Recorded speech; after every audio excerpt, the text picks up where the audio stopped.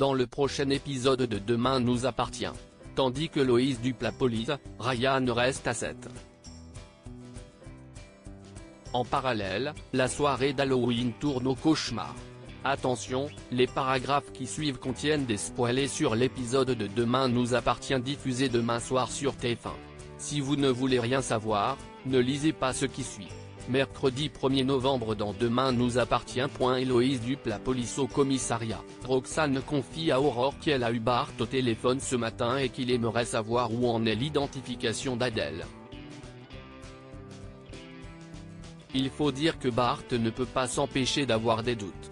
Malheureusement, la police n'a aucun élément probant pour différencier les jumelles.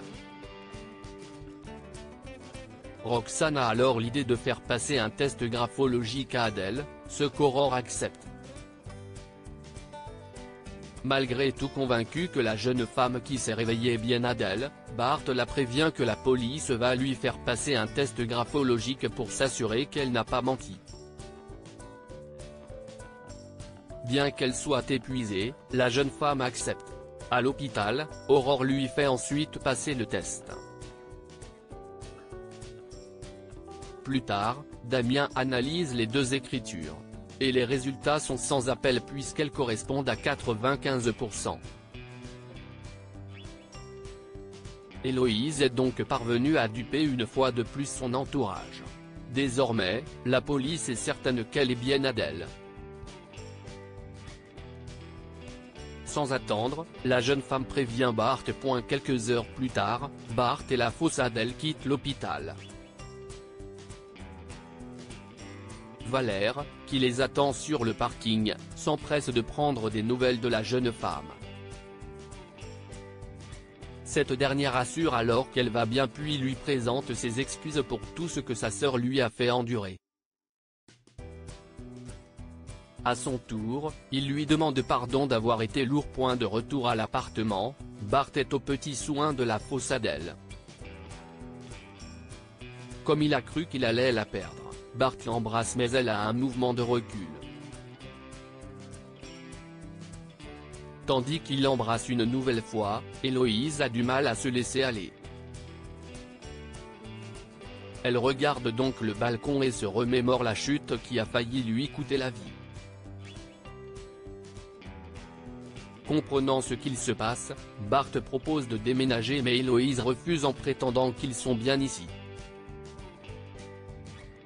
Une fois qu'il lui a donné raison, il garantit qu'ils réussiront à se reconstruire.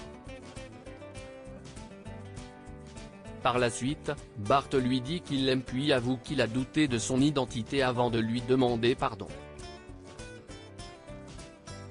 Bien évidemment, Héloïse se montre compréhensive et l'embrasse. Ryan reste à 7 au Spoon. Ryan supplie sa mère de le laisser vivre seul à 7. Seulement, Romy estime que son fils est encore trop jeune pour prendre son indépendance.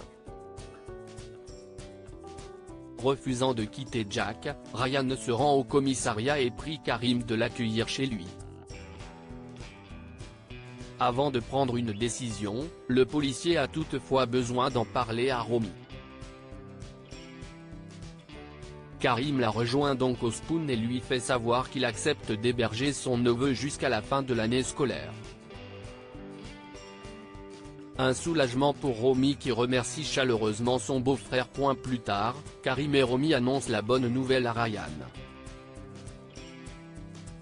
En revanche, ils établissent quelques règles à respecter: pas de bonnes notes, pas de sortie, appeler Romy tous les jours, prévenir Karim de ce qu'il fait en sortant des cours, faire les courses une fois par semaine et aider pour les tâches ménagères. Une erreur, un châtiment. Et autant dire que Karim a déjà pas mal d'idées pour punir son neveu en cas de manquement aux règles. En fin de journée, Ryan débarque chez les Roussel et annonce à Jack qu'il reste à 7. Le couple se prend alors dans les bras et décide de camper pour la nuit vers Serra afin de fêter la bonne nouvelle. La soirée d'Halloween tourne au cauchemar. C'est Halloween aujourd'hui. Déguisés, Dorian, Luna, Corentin et Lizzie se rendent au point de rendez-vous et découvrent une enveloppe qui lance un jeu de pistes. Dans celle-ci on peut lire « Rendez-vous là où il fait jour pour certains mais nuit pour d'autres ».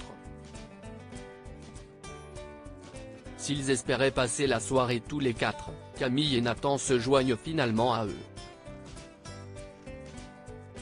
Rapidement, un malaise s'installe entre Dorian et Nathan, et ce d'autant plus que les deux adolescents portent le même costume. Malgré tout, les adolescents décident de décrypter l'énigme. Ils se rendent alors au cimetière marin où ils trouvent une seconde enveloppe avec une nouvelle énigme à résoudre. Abandonnés de tous, trouverez-vous votre chemin avant que l'ogre ne vous retrouve ? Camille comprend vite que ces quelques mots font référence au petit Poucet. Peu après, il découvre des cailloux parsemés au sol sur lesquels sont inscrites des coordonnées GPS. La nuit est tombée lorsque Dorian, Camille, Luna, Corentin, Nathan et Lizzie arrivent au pied d'une maison abandonnée perdue au milieu de nulle part. Loin de tout, ce lieu n'a surtout aucun réseau. Inquiet, Dorian fait comprendre à ses amis que s'il y a un problème, personne ne pourra les retrouver. Toutefois, les adolescents s'en moquent et n'ont qu'une envie, débuter cette soirée d'anthologie. Ils pénètrent donc dans la maison décorée entièrement pour Halloween, laquelle est truffée de caméras de surveillance. Un tableau représentant la tête d'une citrouille se met alors à leur parler. Pour entrer, vous devez être seul. Sans vos portables, juste avec vos peurs. Lizzie et ses camarades laissent leur téléphone dans un coffre-fort puis débutent ce qui semble être un escape game. Lorsqu'une porte s'ouvre, ils s'engouffrent à l'intérieur d'une pièce dans laquelle on peut lire la citation suivante : « Vous qui entrez ici, abandonnez toute espérance ». Le jeu a à peine commencé que les portes se ferment.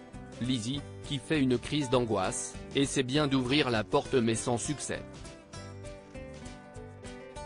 Quelques secondes plus tard, la jeune femme se fait menotter par un mécanisme et tous se retrouvent pris au piège. Qu'est-ce qui attend Lizzie et ses camarades ?